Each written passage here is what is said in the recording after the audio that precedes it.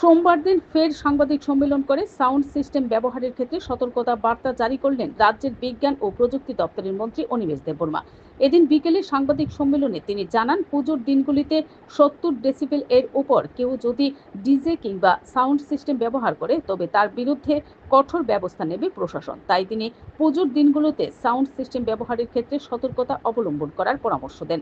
তাছাড়া তিনি উল্লেখ করেন, এবার পরিবেশ দূষণের কথা মাথায় রেখে মণ্ডপে প্লাস্টিক মেটেরিয়াল ব্যবহারের ক্ষেত্রেও বিধিনিষেধ জারি করা হয়েছে।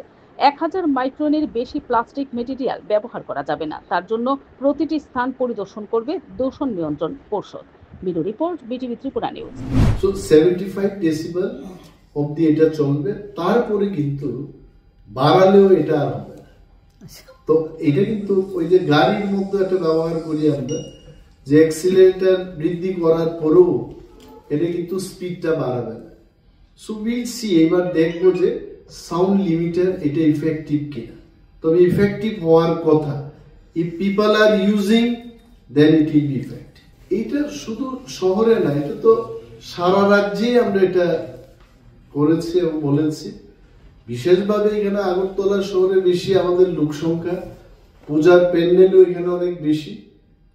এই কারণেই কিন্তু এখানকার এসপি এবং ডিএম সাহেবকে দিয়ে আমরা সাংবাদিক সম্মেলনটা করছি।